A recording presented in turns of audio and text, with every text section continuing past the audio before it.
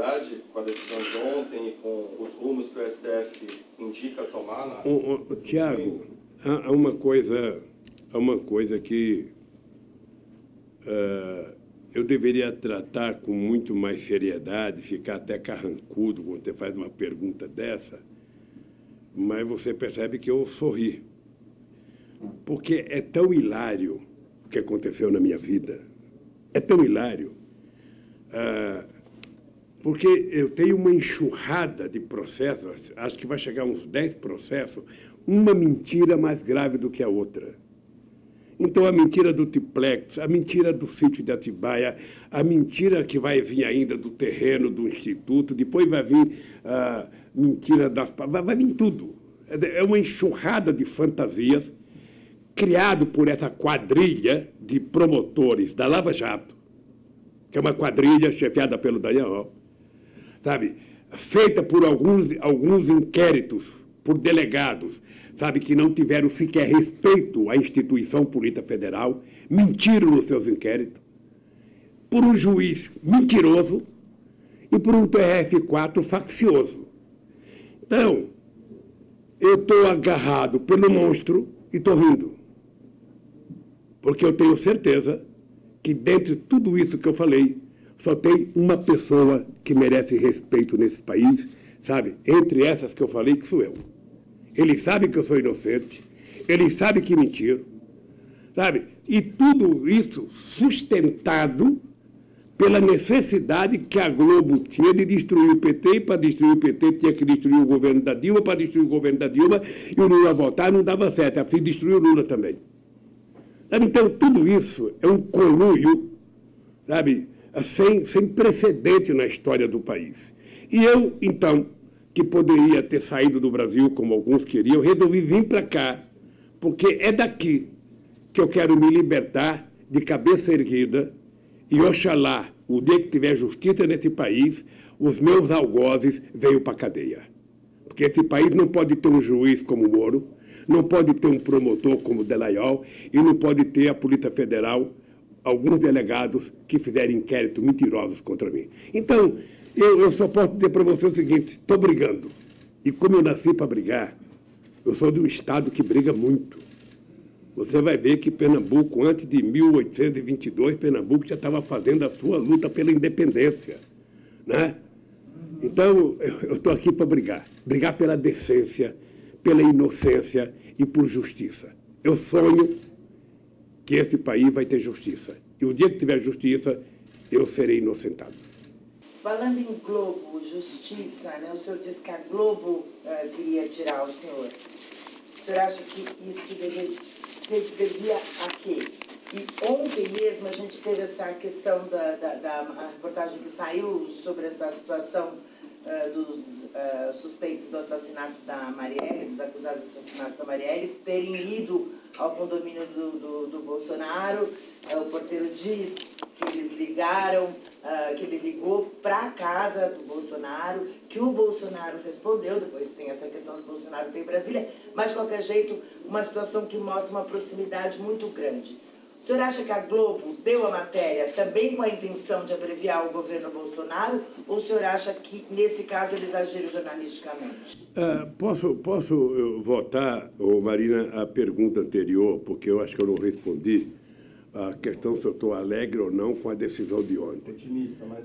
Deixa eu te dizer uma coisa, Tiago, parece incrível, mas eu tenho dito para os meus advogados que eu não ando preocupado com a discussão de segunda instância, não é pedido meu. Eu não ando preocupado com o meu processo jurídico, porque eu tenho nítida consciência de que a minha condenação ela tem 99,9,99% de política. Eu tenho noção disso. Tá?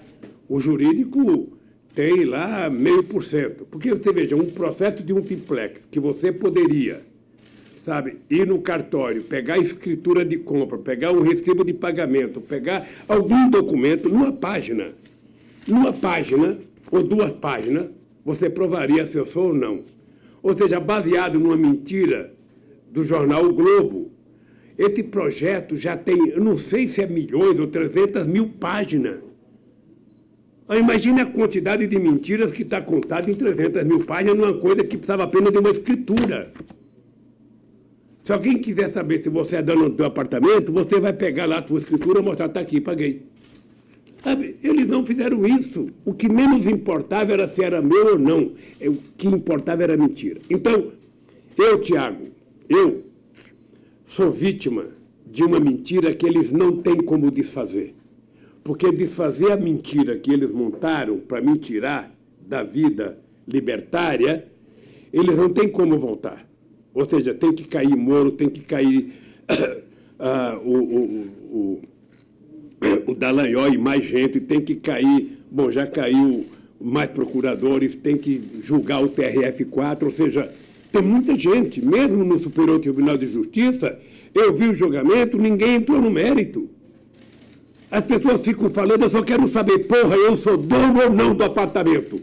Digam! Ninguém diz. Aí o juiz vai me julgar e fala, não, ele cometeu um crime de fato indeterminado, nós não sabemos, é segredo o crime. Aí vai o procurador, depois de contar 1h30 de mentira, da forma mais canalha possível, esse cidadão deveria ter sido exonerado no dia depois do PowerPoint, faz 1h30 de acusação, cria uma fantasia, parecia um desenho da Disney, e diz o seguinte, não me peçam provas, eu só tenho convicção. E esse cidadão está aí, ganhando dinheiro e roubando, fazendo instituto para lesar e para roubar a Petrobras, para roubar as empreiteiras com a delação. Então, eu fico hiper irritado, mas de bom humor, um irritado mais calmo. A segunda, veja, eu via a denúncia, eu via a matéria da Globo ontem contra o Bolsonaro. Veja, a Globo fez uma reportagem e nessa reportagem a Globo mostra o que aconteceu e a Globo diz que o Bolsonaro não estava em casa porque ele estava voltando em Brasília. Eu queria que a Globo fosse honesta comigo como ela foi com o Bolsonaro. Sabe? Eu queria. Eu não sou contra que a imprensa fale mal de mim, quanto quiser, se tiver verdade. Se o Lula fez uma merda, digam. Sem rodeios. Mas explique o que ele fez. Agora, se ele não fez, não mintam. E a Globo faz muitos anos que mentem a meu respeito. Mentem. Deliberadamente. Tem uma professora da Universidade Federal de Minas Gerais que fez a tese dela, não sei. Eu recebi uma cópia aqui, nem a conheço, preciso conhecer. Mas ela mostra que tem mais de 200 horas do Jornal Nacional contra o Lula. E nenhum minuto favorável. Isso agora, depois que eu deixei a presidência, porque eu passei a incomodá-los mais do que quando eu era presidente. Eu não consigo entender qual é o ódio, sabe? Qual é... A única explicação que eu tenho é a ascensão social do povo brasileiro e a gente ter... Quando eu entrei na presidência, tinha 348 meios de comunicação que recebia dinheiro da SECOM, nós passamos para quase 4 mil. E foi pouco, porque precisaria fazer mais. Ou seja, eu não tenho explicação. Eu gostaria que vocês, ao invés de me entrevistar, fossem entrevistar o Ali Câmel, ou entrevistar o João Roberto Marinho, e perguntar, ô João, por que o ódio? Por que tanta mentira contra o Lula? E agora está mais grave, porque agora é a Globo, é a Bandeirante, é o SBT. Aliás, o SBT mandou agora o SBT do Bem, eu vi ontem. Um programa para juntar voluntariado no Brasil. Para trabalhar de graça, já que não precisa mais carteira profissional, trabalho intermitente. Mas eu vi outro lançamento de uma coisa chamada SBT do Bem. A primeira vez que entrou isso fomos nós, da medida provisória do bem. Então, eu acho que é por conta da falta de emprego no Brasil, tentar fazer, já não tem trabalho mesmo, vamos todo mundo ser voluntário aí. Sabe? Presidente, nós vamos falar mais até da questão da regulação de mídia, que o senhor já tem falado, mas eu queria, antes de tudo, como a gente tem pouco tempo, que o senhor comentasse essa mudança de conjuntura política na América Latina, né? A gente teve a eleição do Alberto Fernandes e da Cristina, né? A vitória, desenhando-se a vitória da Frente Ampla do Uruguai, a Morales na Bolívia, e nos países onde a esquerda está fora, no Equador e no Chile, houve todos aqueles protestos. Você vê uma guinada na América Latina? Marina, quem ama a democracia e quem vive a democracia precisa perceber o seguinte.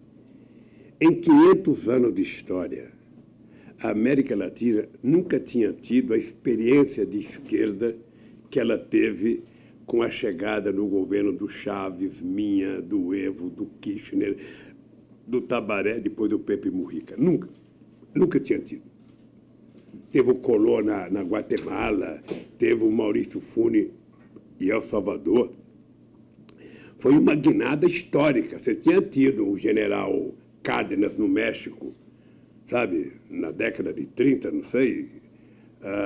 Você tinha tido o Perón na Argentina, o Getúlio Vargas aqui, mas não eram pessoas de esquerda, eram gente da elite que tinha um pensamento progressista. Tá? Mas pensando gente com pensamento de esquerda foi a primeira vez. O que nós tínhamos que nos preparar era que, da forma mais democrática possível, você ganha e você perde, você ganha e você perde. Se você pegar os Estados Unidos como modelo, você vai perceber que o democrata governa 4 ou 8 anos, depois cai fora, aí o republicano governa 4 ou 8 anos, cai fora. Raramente, sabe, um governa 4 mandatos, né? O Roosevelt foi, sabe, um dos poucos que governou 4 mandatos nos Estados Unidos. Esse revezamento no poder, eu acho que é salutável para a democracia. É saudável demais, ou seja, a mudança de governo, sabe? A alternância no poder é importante. O PT tinha que saber que um dia ia deixar de governar, não por golpe. Tá? Essa é a safadeza de quem deu o golpe. É porque ele sabia o seguinte: a Dilma foi eleita em 2014 e esse tal de Lula vai votar em 2018.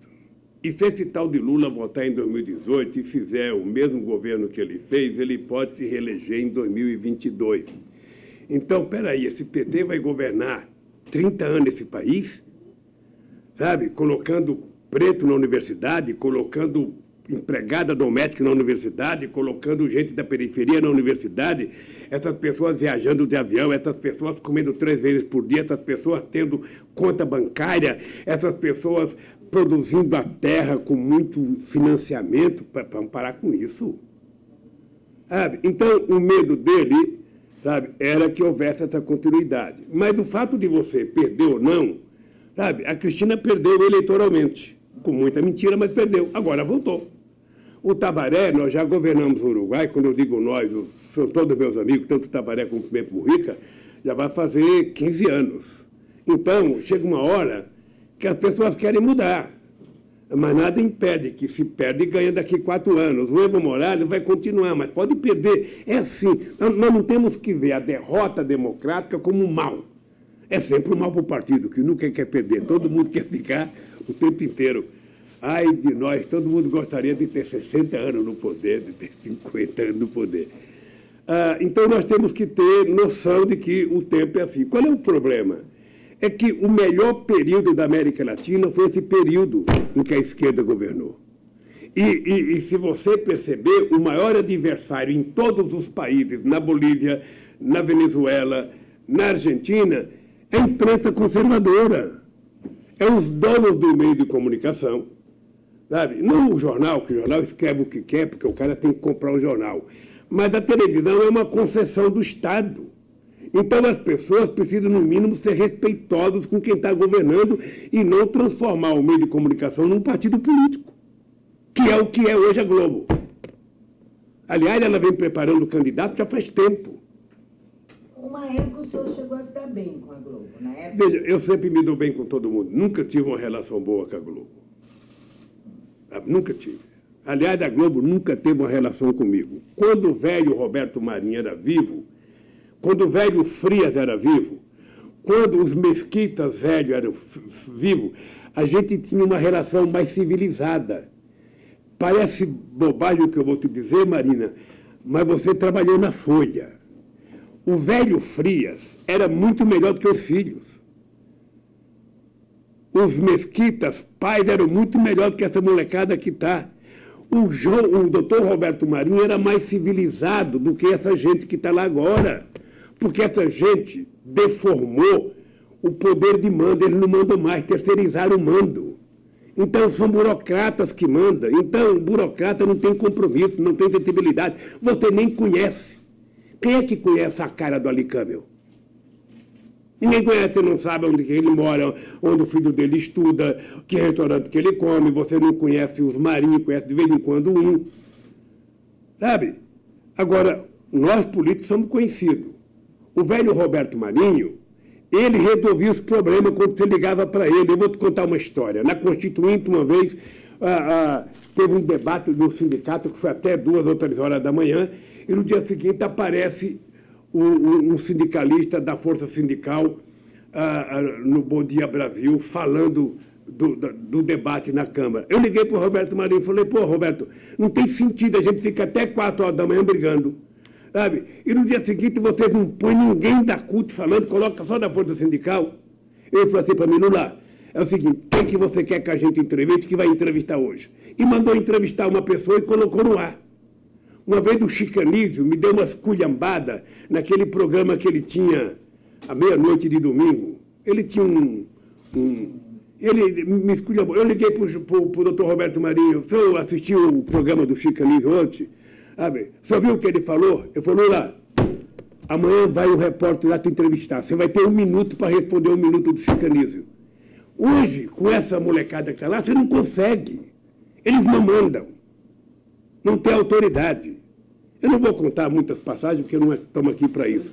Mas então, só quero te mostrar que os meios de comunicação já foram mais civilizados do que hoje. A revista Veja já foi uma revista séria. Hoje ela é um lixo.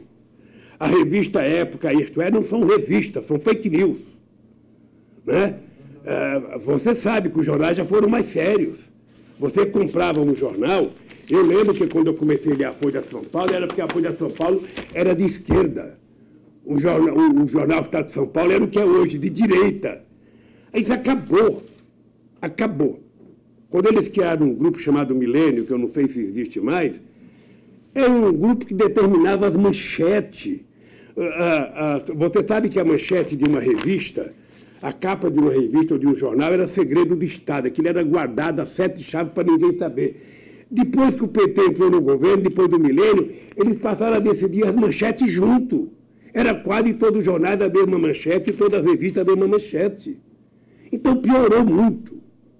Então, eu acho que eu cometi um erro no meu governo, que foi não levar mais a sério uma nova regulamentação para o meio de comunicação. Mas aí, quando o senhor está falando nessa regulamentação, já que o senhor entrou nesse assunto que a gente vai falar depois, o senhor está falando de uma regulamentação de ver propriedade cruzada de e-mails. Sim. Não uma regulamentação de conteúdo. Mas uma regulamentação, veja, em algum momento a sociedade tem que opinar sobre as coisas que acontecem no Brasil. Por que a gente é democrático para achar que a sociedade tem que interferir em tudo e na hora de discutir determinado conteúdo, a sociedade é proibida de discutir? Nós não queremos ter ingerência. Sabe? Não é fazer o conteúdo, é dizer que tal conteúdo não pode ser publicado porque ele é ofensivo à sociedade brasileira, à nossa cultura, aos nossos costumes. Quem é que vai julgar? É a própria sociedade, não é o presidente da República. Eu vejo agora os procuradores com medo da lei de abuso de autoridade, eles vão ser julgados por juízes, e eles não querem nem ser julgados. Sabe, quando uma televisão conta uma mentira política, eu não estou definindo a questão cultural, não, mas vamos entrar no campo da política. Quando uma televisão conta uma mentira política, como contou tantas do Moro contra mim, e que meu advogado entrava com pedido de direito de resposta, nunca tivemos. Nunca tivemos. Mas o senhor não acha que isso corre o risco de ser confundido com censura? Porque veja, o que eles vão dizer, querida, é o seguinte, essa conversa eu já ouvi demais. Eu lembro que uma vez apareceu uma ideia para a gente criar o Conselho Nacional de Jornalismo, está lembrado? Era uma reivindicação dos jornalistas, que veio através do Sindicato de Brasília. E antes da gente discutir, o meu companheiro Ricardo Couto mandou para o Congresso Nacional, conversou com o líder da bancada, não sei. Ou seja, a imprensa bateu tanto, a imprensa que defende a OAB, que defende o Conselho do Psicólogo, que defende o Conselho de Arquiteto, o Conselho de Engenharia, o Conselho de Medicina, ela babava com ódio da possibilidade de um Conselho Nacional de Jornalistas. Por quê? Por que ele se sente tão ofendido? Eles nem aceitaram o Jornal do Brasil, mudaram a Hora do Brasil. Ora, então você imagina que essa gente se autodenomina dono do país. Sabe, eles podem tudo, eles devem tudo, eles falam a hora que eles quiserem. A Globo, só para você ter ideia, ela só falou do Intercept para defender o Faustão. Quando saiu no Intercept que o Faustão tinha dado aula, sabe, para o Moro. Ela só se manifestou para defender o Faustão. Sabe, ela não tem esse mesmo critério para todas as outras coisas. Sabe, as gravações da Marisa, eles colocaram da conversa dela com os filhos sem nenhum respeito. Então, eu, na verdade, esses caras não vão encontrar. Presta atenção, Marina. Posso te dizer, nem Silvio Santos, nem Edir Macedo, nem o dono da Bandeirantes, sabe, o Johnny Saad, nem o dono da Globo vai encontrar um presidente que os trate da forma mais civilizada do que eu os tratei. E da forma mais respeitosa. Agora, eles sabem o que fizeram comigo. Eles sabem. Presidente. Então, eles sabem que é preciso mudar alguma coisa na regulação dos meios de comunicação. Presidente, só voltando um pouquinho, que eu realmente queria te perguntar ainda sobre a América Latina. O senhor citou, o senhor é amigo do Mujica, né, do Tabary Vázquez. O senhor vislumbra uma possibilidade no Brasil, na política brasileira, de algo como a Frente Ampla do Uruguai?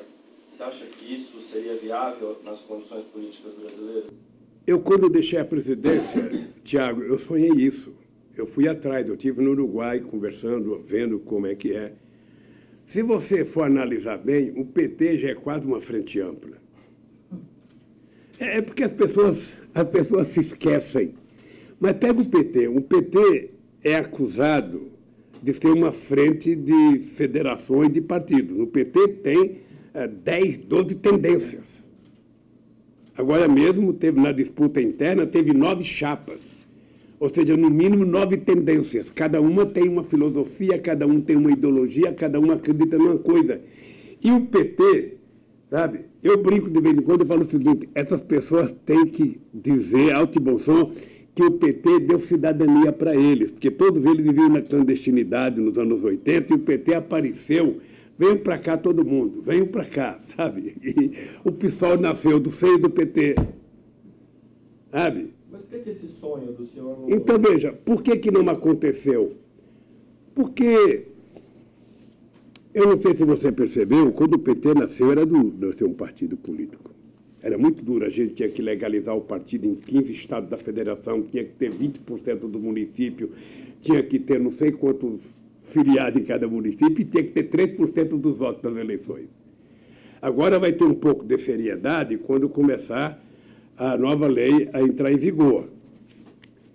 Mas você percebe que fazer partido político hoje virou empreendedorismo?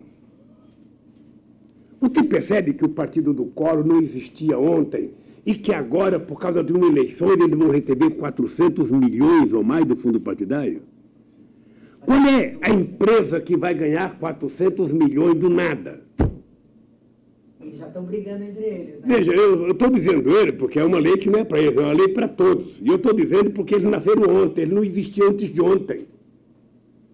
Sabe? Então, criar um partido político virou, sabe, são microempreendedores. Eu pego 2 ou 3 deputados, crio um partido político, dou a direção estadual para cada um deles e dou uma parte do fundo que eu arrecadar. Não pode continuar assim. Não pode. Ou seja, assim esse país nunca vai ser um país, sabe, altamente democrático, porque é difícil você imaginar coalizão negociando com 50 pessoas, negociando com 50 partidos. É difícil. Pergunte a quem já foi presidente. E eu acho que nós vamos ter que mudar. E eu sonhava em criar uma frente ampla, sabe? Trazer todo mundo. Desde o tempo do Brizola, a gente imaginou fundir. É difícil fundir o PT com o PDT. Sabe? Metade dos partidos teriam que abrir mão dos seus candidatos. O PT pela esquerda, o PDT pela direita. Falei para o Brizola, não dá. Sabe? Então, os partidos não abrem mão da sua, sabe, do seu, como chama, logotipo. Sabe? Então é difícil. O PT também não abre, né?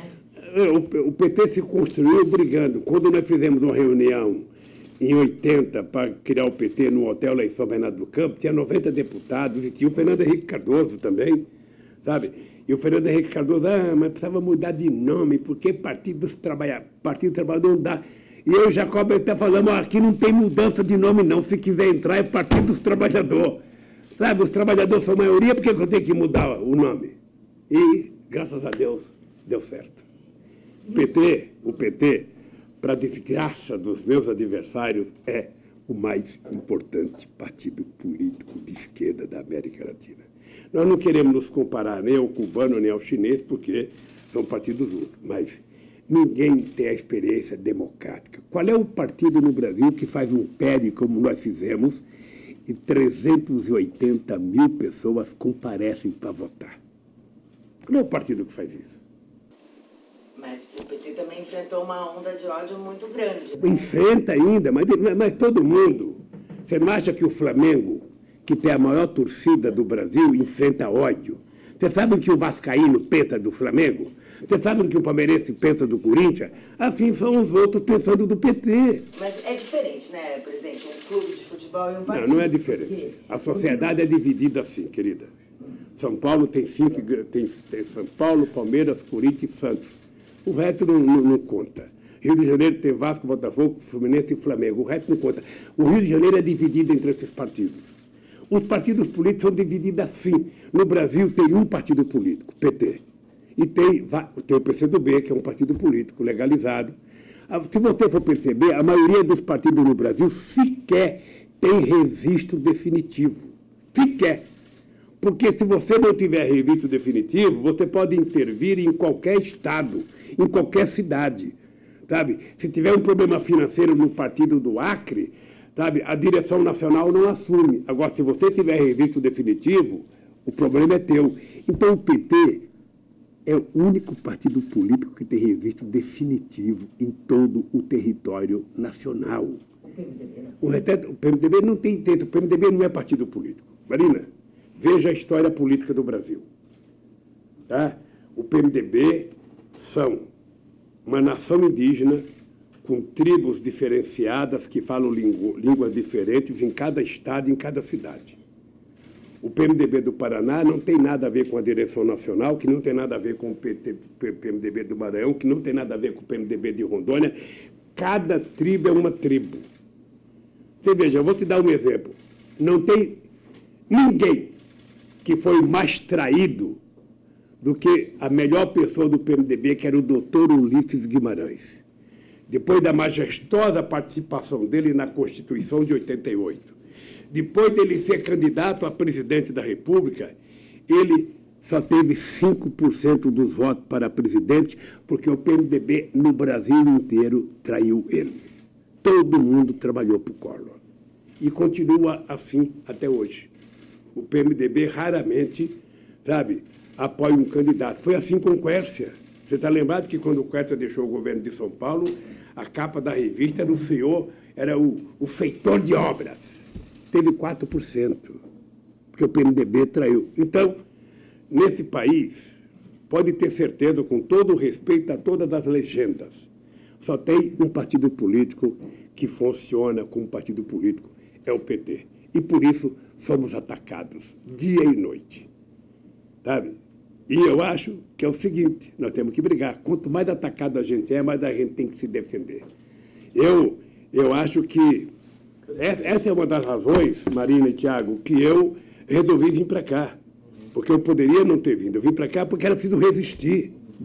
Era visível que a Lava Jato estava se transformando num conluio e numa quadrilha. Era visível. Era visível que gente era presa, a primeira pergunta que fazia era: e o Lula? Conhece o Lula? Sabe do Lula? Sabe do Lula? Sabe? A senha era falar o nome do Lula. Esse Moro e aquele Bolsonaro tinham orgasmos múltiplos, sabe, quando falava o nome do Lula. Não importa que fosse mentira. Presidente, nós temos mais meia hora. Pode perguntar, desculpa. Vamos retomar aqui. É que como eu estou numa solitária, quando eu vejo gente assim, eu tenho vontade. Eu queria aproveitar, acho que a gente podia aproveitar e falar das eleições Exato. da história. Pode? Bora lá. Eleições 2020. Isso. Enfim, a gente obviamente quer saber a visão do senhor em relação às eleições municipais do ano que vem. Como é que o senhor está imaginando a estratégia do PT daqui para frente, né? Com essas mudanças, inclusive, que vão ter na mudança de legislação, né? Da questão dos vereadores, ser cabeça de chapa, não ser cabeça de chapa, enfim. Qual que é a estratégia que o senhor está imaginando para o PT? Ô, Fábio, eu vou responder, mas eu queria que você e a Marina se transformasse, durante a minha resposta, nos presidentes de partidos políticos. Tá? Vocês vão ter que decidir aonde vocês moram, como é que serão as eleições. Então, você é presidente de um partido político. Chega a época da eleição, é a oportunidade que você tem de transformar nomes seus em personalidade política. Você tem um tempo de televisão em que você pode colocar o seu candidato na televisão para defender o programa do partido para aquela cidade. É uma oportunidade ímpar. Tá?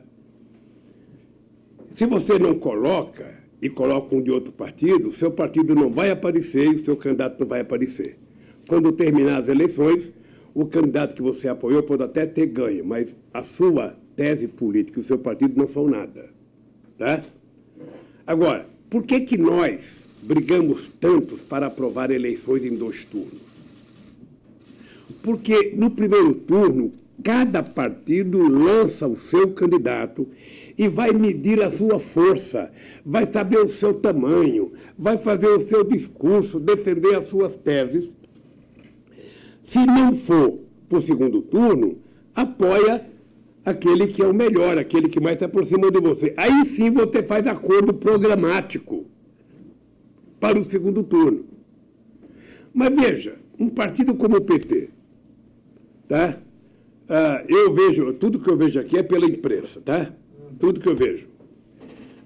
Dizem que o PT não vai ter candidato em Porto Alegre. Dizem que o PT não vai ter candidato em Florianópolis. O PT está com vontade, não tem candidato no Paraná. Que o PT tem dificuldade de ter candidato em São Paulo. Que o PT tem dificuldade de ter candidato em Minas Gerais. Que o PT tem dificuldade de ter candidato no Rio de Janeiro. Que o PT tem dificuldade no Espírito Santo. Que o PT tem dificuldade... Quando terminar as eleições, o que será do PT? Como é que você vai ganhar o carnaval se você não se apresenta? Como é que o teu porta-estandarte lá, sabe, o mestre-sala vai ganhar algum prêmio, vai ter nota do juiz se ele não se apresenta? A ideia é ter cabeça de chapa. Então eu estou te contando isso pelo seguinte: o PT pode não ter cabeça de chapa em alguns lugares, mas na medida que o PT é o partido mais importante, o PT tem muitos quadros, as pessoas não podem ser, sabe, candidatas apenas quando ela tem conveniência pessoal.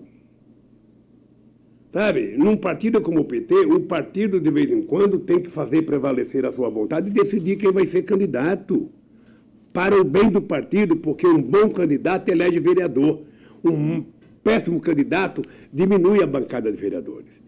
As pessoas têm que saber que o PT perdeu milhares de vereadores na última eleição.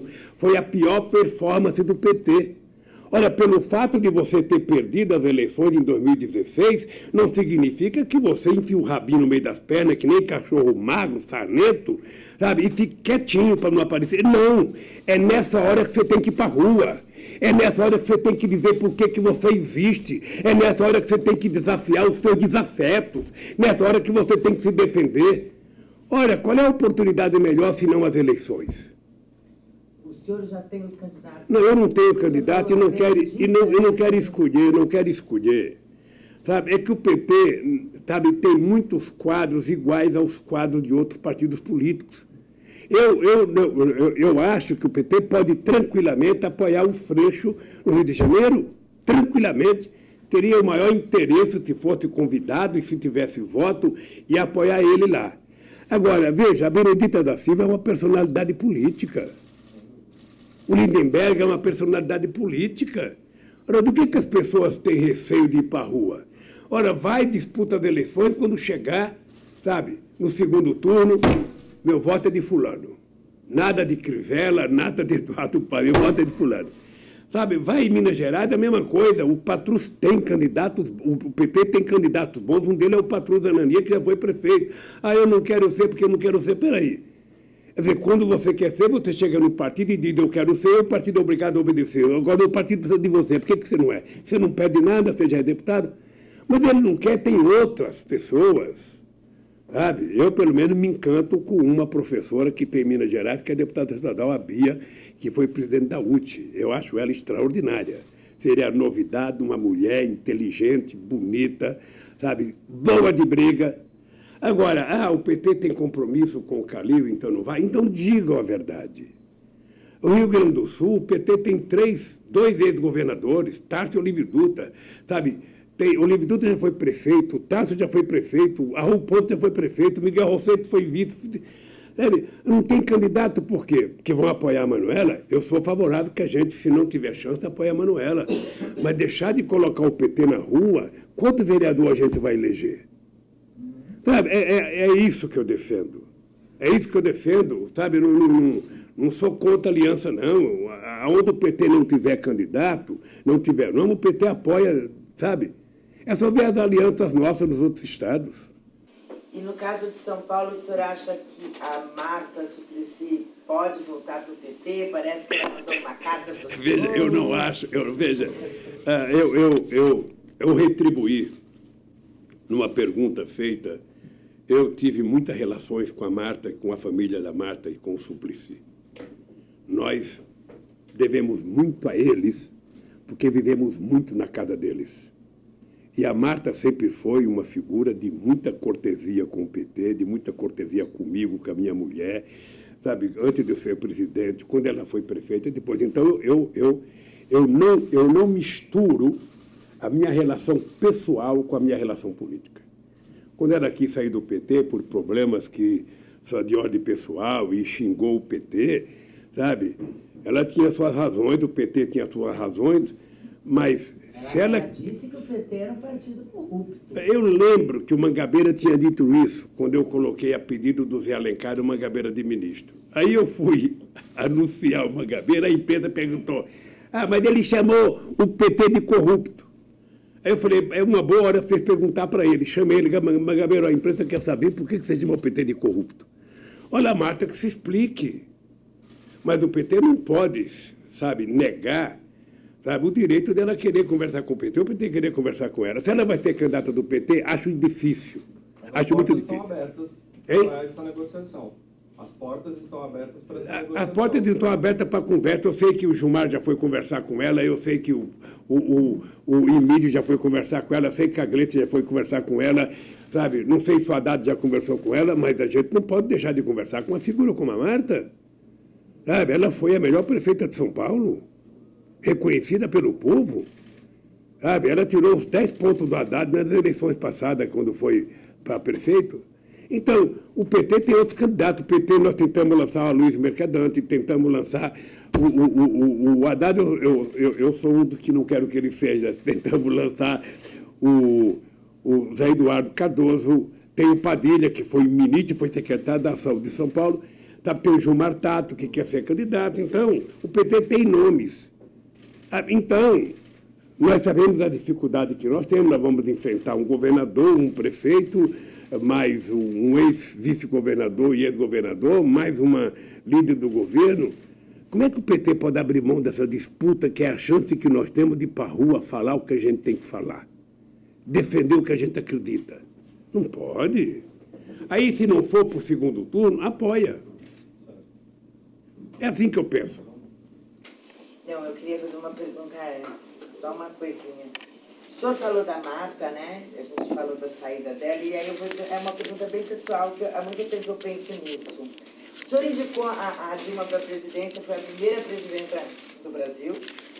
Mas mulheres fortes e petistas históricas, como a Luísa Erundina, a Marta Suplicy, Luísa Helena, Luciana Genro, Marina Silva, todas acabaram saindo do partido em uma situação de briga, de discórdia. A Marina, por exemplo, ela foi derrubada do Ministério do Meio Ambiente, né?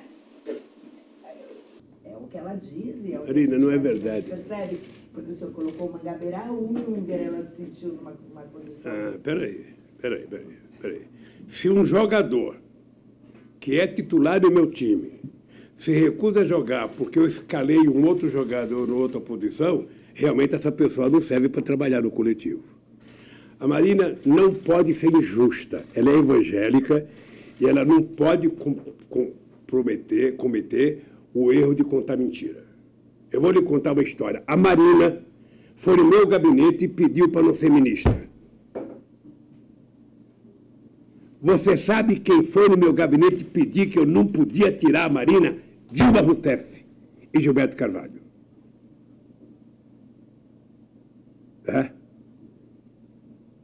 Dilma Rousseff e Gilberto Carvalho foram no meu gabinete e a Marina ficou mais um ano. A Marina saiu porque ela queria sair. Sabe, chega uma hora que as pessoas cansam de fazer a mesma coisa. Ela tinha pretensões políticas, depois dela entrou o Mink. Sabe? E depois do Mink a Isabela. Marina, eu tenho orgulho de ter indicado a Dilma presidenta da República. Eu tenho orgulho, talvez eu tenha culpa de não ter contribuído para que ela aprendesse um pouco de maleabilidade política. Porque a Dilma foi indicada por mim porque ela foi a pessoa mais extraordinária que eu conheci do ponto de vista de seriedade, do ponto de vista de competência de gestão. A Dilma me deu a tranquilidade para governar esse país. Porque a Dilma, como não disputava nada com ninguém, sabe? A Dilma, a Graça, a Miriam Belchior, a nossa ministra do Combate à Fome, a gaúcha, a Tereza Campelo. Essas mulheres me deram uma segurança. Porque o que eu pedia para elas não tinha chuva, não tinha raio, não tinha feriado, não tinha dia de finados. O que eu pedia, em poucas horas, estava na minha mão. E eu achava engraçado que muitas vezes a Dilma entrava numa reunião, porque sempre ela fazia uma reunião antes com as pessoas. Ela falava, ó, se alguém for mentir para o presidente, eu vou dizer que é mentira. Aquilo me dava uma tranquilidade para governar esse país, sabe? Então, eu não tinha outra pessoa para escolher se não fosse ela. Eu tinha que entregar o país para alguém. E a Dilma foi extraordinária, presidente. Eu confesso, e aí eu posso fazer uma autocrítica, eu, por cuidado e por zelo, disse que eu ia desencarnar do governo. E não é legal alguém que é ex ficar dando palpite, a não ser que a pessoa pedisse. E eu acho que eu procurei não ter influência na Dilma, diferentemente do que as pessoas acham que eu mandava no governo. A Dilma não aceita que ninguém mande no pedaço dela. Tá? Ela não aceita. Nem o Lula, nem o Papa Francisco. O pedaço dela é dela. Eu não sei se é de todas as mulheres assim, mas é verdade. Tá? Então, antes que ela não disputava nada com ninguém. Então, por exemplo, ela não disputava, ela jamais imaginou ser candidata a presidente da República. Mas uma vez que ela foi... Sabe, depois eu cometi um outro erro que eu poderia ter discutido com ela em 2014. Eu senti a Dilma, depois das eleições, um pouco triste. Sabe, a sensação de que não era aquilo que ela queria. Eu lembro que ela me disse, nunca mais eu participo de um debate. E a Dilma era uma mulher que conhecia o Brasil de cor e salteada. Ela tinha o Brasil na palma da mãe. Eu coloquei ela como mãe do PAC em junho de 2007. A Dilma conhecia cada coisa. Então, mas ela parece que tinha insegurança. Ela ia para o debate, sabe, escrevia verdadeiros livros para ir para o debate. Ela não precisava de nada. Ela deveria ir de mão aberta e peito aberto, sabe? E eu não sei, eu sinto falta de não ter me metido mais no governo da Dilma. Sinto falta. Agora, se eu tivesse me metido, ia dizer, caiu porque o Lula se meteu. Porque também as pessoas vão criando outro círculo de amizade, outro círculo de confiança. Você tem que se mancar de vez em quando. Mas eu continuo dizendo para você uma coisa, Marina. Se tem uma pessoa que eu tenho um profundo respeito e admiração, acho que faltou a ela e ao partido compreensão política sobre o impeachment. Acho que faltou. De qualquer forma, aconteceu e não adianta ficar chorando leite derramado. Tirar novo leite e começar... 12 minutos, se não me engano. Não, tem mais. Mas no fundo, ele está gostando da sua cara. Uma pergunta mais, vai. Eu queria falar de Amazônia com o senhor. O senhor deu uma entrevista para a BBC recentemente, em que o senhor afirma ter orgulho de Belo Monte. E Belo Monte é um tema que suscita muitas críticas ao seu governo e ao governo da Dilma.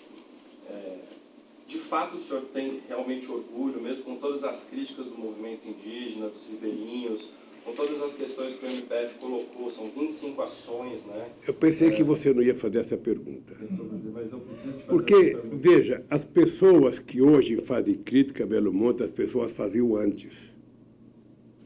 Tem gente que não aceita energia hídrica, nem se o Papa Francisco vier aqui oferecer.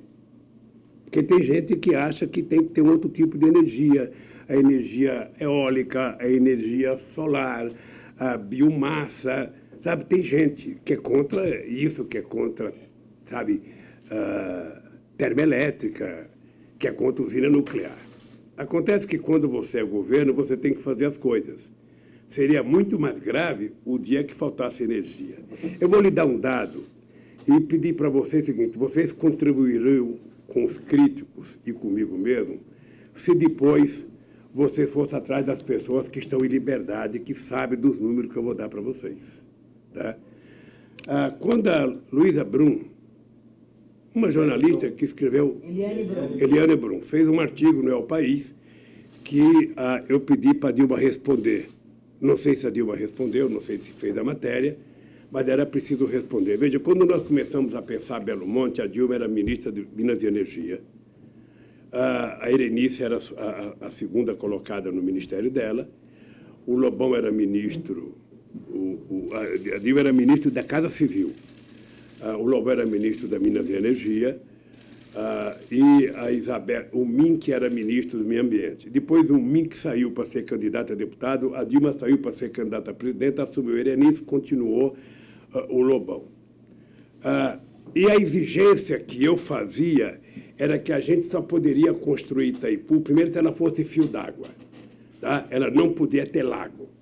Segundo, naquele tempo, a Odebrecht e a Camargo Correia tentaram boicotar o governo, dizendo que não ia participar. Eu chamei o Lobão, falei, Lobão, é o seguinte, é uma questão de honra para o nosso governo, sabe? Nós não vamos virar refém de empreiteira. Se eles não quiserem participar, a Eletrobras assuma a responsabilidade de coordenar o consórcio. Então, e aí a Casa Civil foi cuidando disso com o ministro de Minas e Energia. Eu tenho aqui uma carta do MAP. Foram feitos vários acordos com o MAP, vários acordos. Foi feito o plano de desenvolvimento regional, sabe? Em outubro de 2010, eu assinei um decreto que instituiu um cadastro socioeconômico dos atingidos de barragem. Foi criado um comitê provisório para isso, para fazer nada. A condição sine qua non que eu dei para fazer Belo Monte era que fosse conversado com todas as pessoas envolvidas. E eu faço questão de ler aqui para vocês, só para vocês terem ideia. Antes de começar a obra... Só fazer um encaixe antes da sua leitura, me permita. A questão de Belo Monte também são várias terras indígenas afetadas. Não deveria ter sido programado o fortalecimento da FUNAI? Só queria que o senhor... Mas foi. Você pesquisa na história se em algum momento a FUNAI teve 10% do respeito que ela teve comigo, quando eu era presidente da República. Tá? Pega, olha, você veja, Para começar a obra, a empresa teve que cumprir 60 exigências ambientais e sociais colocadas pelo IBAMA e pelas populações locais. E ela cumpriu rigorosamente todas, ou não teríamos autorizado. Tá? Eu falo sempre que eu e a Dilma somos responsáveis pela construção de Belo Monte, e eu não concordo com as críticas. Eu tive reunião com o Ministério Público, eu tive reunião com o bispo, eu tive reunião com o índio, eu tive reunião com o sindicalista, e não foram poucas. Não foram poucas. Olha, eu acho que a pessoa pode discordar, mas veja, o que nós fizemos foi garantida a integridade dos 12 territórios, uma área e 11 terras indígenas ocupadas pela população indígena do Metingu. Nenhum dos mais de 5 milhões de hectares ocupados por 8 etnias foi alagado pela reserva.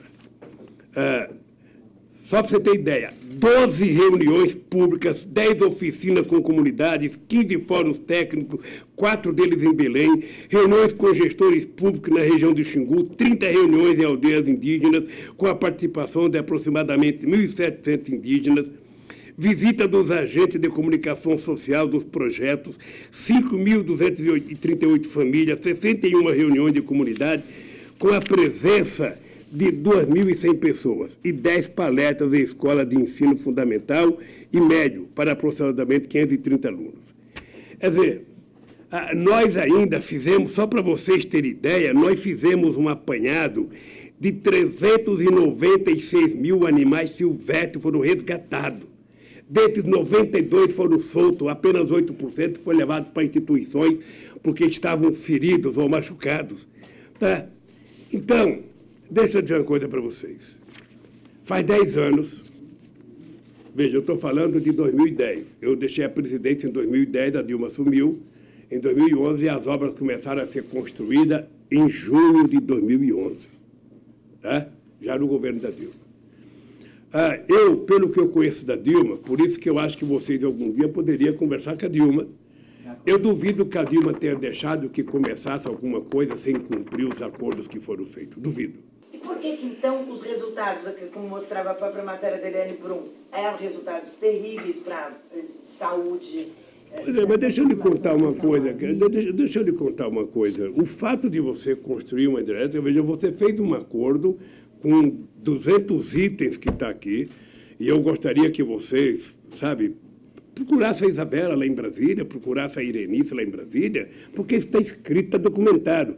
Ora, se 10 anos depois, você não pode perguntar para mim, Lula, hoje esse Brasil tinha PAA para comprar alimento para a agricultura familiar, esse partido tinha bastante escola técnica, esse país tinha, e agora não tem mais. Ora, que culpa que eu tenho se entrou esses fascistas para destruir o país? Ora, se depois que tiraram a Dilma do governo, as pessoas deixaram de cumprir os pressupostos acordados, o que eu posso fazer? A Altamira virou uma favela, mas daí não é culpa da é culpa do modelo de desenvolvimento que eu não sei qual é a divulgação. A minha cidade de São Bernardo do Campo não tinha quase favela até chegar a Volkswagen lá, né? A Volkswagen está lá, gerava 44 mil empregos, gera só 13. Hoje tem muita favela. São Paulo tinha 2 favelas nos anos 70. Hoje tem 3 milhões de pessoas morando em favela. Ora, então é preciso a gente ligar que possivelmente a hidrelétrica tenha sido motivação de muita gente sonhar que indo para Altamira ia ter. Não teve. Ora, eu não sei quem prometeu isso. A hidrelétrica foi feita para gerar uma quantidade de energia para ser colocada na rede federal para atender aos interesses produtivos desse país. E ela foi feita com todo cuidado. Ela foi feita com todo cuidado. Eu estou dizendo para vocês a quantidade de reuniões que foi feita com o Ministério Público, com a Igreja Católica, com o índio, com o dirigente sindical e com o MAB, que era a instituição mais séria e que mais brigava. Foi tudo acordado, senão não começaria a obra. Ora, se depois que apita o jogo, o Flamengo ganha de 5-1 do Grêmio, 5-0 do Grêmio, a culpa é do Renato, o coitado do Renato, sabe, sabia daquele trator que ia entrar em campo para cima dele. Então, sabe, eu acho injusta a crítica da moça que fez a crítica, eu sei que ela é uma pessoa séria, eu estou falando com muito respeito. Eu estou falando com muito respeito, porque eu sei que ela é uma pessoa séria. Tá? E outras pessoas sérias, sabe? Agora, eu posso te dizer que tem gente que vai nascer e morrer sendo contra. E tem gente que vai nascer e morrer sendo favorável. O governo trabalha com meio termo. Nada foi feito, e por isso que eu queria pedir para vocês paciência, que voltasse a conversar com a Dilma, conversasse com a Irenice, que era ministra, conversasse com a Isabela, que era presidente do... Presidente, temos 5 minutos. Vamos para mais uma questão. É que o tempo passa rápido. Não, é que esse assunto merece. Esse assunto merece. Todos merecem. Todos merecem, mas nessa linha ainda, o que diferencia a política do PT para a Amazônia daquela defendida por Bolsonaro e militares do atual governo? Eu vou dizer, você está fazendo essa pergunta por causa de uma bobagem que o companheiro Raoni falou. Deixa eu lhe falar uma coisa, professor. Deixa eu lhe falar uma coisa. Eu vou te dizer que no nosso governo a gente diminuiu 80% o desmatamento da Amazônia. Eu vou te dizer que a gente foi para Copenhague e assumiu o compromisso e foi aprovado em lei que o Brasil iria diminuir a emissão de emissão de gás de efeito estufa em 80%. E nós cumprimos. Nós cumprimos. Depois que a Dilma deixou o governo, cresceu 280% o desmatamento. Tá? Ninguém. E aí eu peço para vocês, procurem a Marina. Não você. A Marina, que foi ministra, procura o Mink. Procura o companheiro, estou querendo lembrar o nome do companheiro da FUNAI aqui, que é do Pará. Márcio Meira. Procura o Márcio Meira para saber se já teve alguém com mais competência para tratar dos índios do que o companheiro Márcio Meira. Toda essa gente está solta, vocês poderiam procurar. Sabe? Ora, se tem uma pessoa que por obsessão é contra, eu acho que o PT deveria processar uma tal de procuradora do Ministério Público que diz que o PT fez isso por causa de propina. Deveria processar. Porque essa pessoa que faz concurso vai ganhar 30 mil reais no Ministério Público para defender o Estado, não pode mentir. Então, eu espero que as pessoas que estejam em liberdade, sabe, tomem conta de falar o que eu não posso falar. O que eu não posso falar toda hora, porque eu estou aqui. Mas eu já falei que quando eu sair daqui, pode ficar certo que eu vou a Altamira. Muito bom. Deixa eu perguntar a última coisa. O senhor é o homem da política do ganha-ganha. A gente tinha uma visão da sociedade brasileira, quando o senhor estava no governo, que havia conciliação possível. Né? Foi o que o senhor sempre disse, que havia essa conciliação possível. O senhor descobriu que havia um Brasil diferente, esse Brasil que votou no Bolsonaro? O senhor descobriu, ou o senhor estava enganado antes? O que aconteceu? Onde estavam essas pessoas? Essa gente estava onde está hoje. Essa gente existe. Essa gente foi para a praia com você. Essa gente foi para a praia com você. Muita dessa gente já almoçou com você, já jantou com você, já trabalhou com você. Essa gente não se manifestava. Porque logo depois que terminou o regime militar, era muito vergonhoso as pessoas assumirem que tinham alguma aliança com o regime militar. Nem os militares se apresentavam. Tá? De repente, essa gente parece que ressurgiu como os dinossauros. Sabe? Essa gente estava aí e essa gente foi promovida pelo ódio disseminado pela política da Rede Globo de televisão. Volto a dizer, a Rede Globo de televisão ela tem muita responsabilidade pelo ódio disseminado nesse país. Porque ela pegou o ódio da política. Tá? Então, toda vez que você prega o ódio, a política, o que nasce é pior. Né? Você está lembrado de Jânio Quadros? Ele foi eleito com uma vassourinha. Onde ele enfiou a vassoura, a gente não sabe. A verdade é que ele massacrou esse país. Sabe? Você está lembrado do Collor, foi eleito com o mesmo discursinho. Toda vez que você levanta o discurso de que o problema do país é a corrupção, o que vem é pior. O Bolsonaro conseguiu enganar 1/3 da população de que ele não era político, apesar de só ter trabalhado na vida na política. 32 anos de mandato. E conseguiu passar que não era político. Nunca entrou num partido que prestasse, porque ele não quer saber de partido, ele quer saber dele. Sabe? Então, na medida que as pessoas falam mal da política, precisa saber o que vem depois. Tudo bem, sabe? Vocês dois não valem nada. Quando vocês não decidem mais, o que vem no lugar de vocês? O Ulisses Guimarães falava, toda vez que se fala, sabe, em mudança radical, o que vem é pior. Então, essa pessoa estava aí, essas pessoas foram fomentadas. É importante lembrar, Marina, que eu fui candidato várias vezes.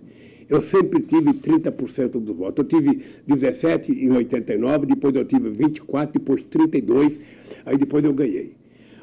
Mas a sociedade brasileira, ela é ideologicamente, ela é dividida assim. Você tem 30% que está mais para a esquerda, você tem 30% que está mais para a direita, e você tem um terço, um pouco mais de um terço, que é a sociedade que fica na expectativa de ver o que vai acontecer, de ver se o candidato é bom, que deixa para decidir. Você veja, eu tive 47%, a Dilma teve 47%, se for chegar a 60% no segundo turno, porque você conquista um pedaço. Então, esse um terço, o Bolsonaro ganhou uma parte que foi dele através da mentira, que pode chegar a 15%, que aí é um fake news, que não aconteceu durante as eleições. Quem vinha fazendo política há muito tempo sabia que existia uma indústria de fake news, sabe, com discurso próprio como esse das hienas.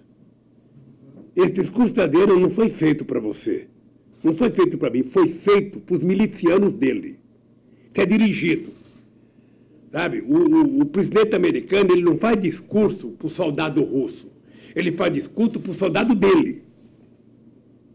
Então ele está fazendo discurso para o seu soldado. Olha, mantém a guerra aí que o leão está aqui. Estava meio envelhecido o leão, sabe, meio capenga, sabe? Mas ele pegou aquela cena para mostrar, sabe, que ninguém presta no país, que querem tirar ele. Todo mundo que está numa situação desagradável começa a culpar o planeta Terra. Então, é assim, sabe, ele que era tão favorável à minha punição, ele que achava que eu reclamava demais, eu vi ele na televisão, você nunca viu eu num gesto histérico como ele ontem.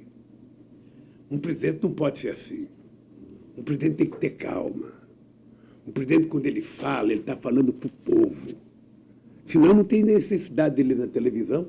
Agora, ele aprendeu a governar com fake news. Sabe, fake news é de quem não quer responder. Fake news é de quem não quer falar. Fake news é de quem quer fazer futrica. Sabe, então, o presidente da República, ele e o Trump. Sabe, outro dia eu vi uma matéria, o Trump conta não sei quantas mentiras por dia. Vocês já contaram quantas mentiras o Bolsonaro conta? Era preciso avaliar. Hoje ele mentiu 30 vezes, hoje ele mentiu 40 vezes, hoje ele mentiu 10 vezes. Mas é assim o mundo. É assim o mundo político, ele não tem nenhum compromisso com a verdade. Aquele filho do Bolsonaro, ele sente prazer de ser mentirosos. Sabe? Eles não agem com seriedade. Então, é o seguinte, sabe? Esteja certo de uma coisa, esse ser humano que vos fala está com muita disposição de brigar nesse país. Eu não aceito a ideia de que o Brasil seja destruído como está sendo destruído. E o Bolsonaro fala as bobagens dele para entreter o povo, para entreter a imprensa, e o Guedes vai vendendo o Brasil. E vai vendendo o Brasil, e vai vendendo o Brasil, e vai vendendo o Brasil, e vai vendendo o Brasil. Daqui a pouco nós não somos mais uma nação. Tá? Perdemos a nossa soberania. Então, eu espero que vocês estejam muito vivos e fortes para ver esse país voltar a sorrir. Pode ficar certo, Marina. É muito melhor ser bom. É muito melhor ser agradável. Você come melhor, você dorme melhor. Sabe? Você tem que estar bem com a vida. Você imagina eu. Sabe? Não poderia estar aqui chorando, não. Estou aqui rindo para vocês e dizer para vocês, a primeira coisa que eu quero fazer quando sair daqui é casar outra vez.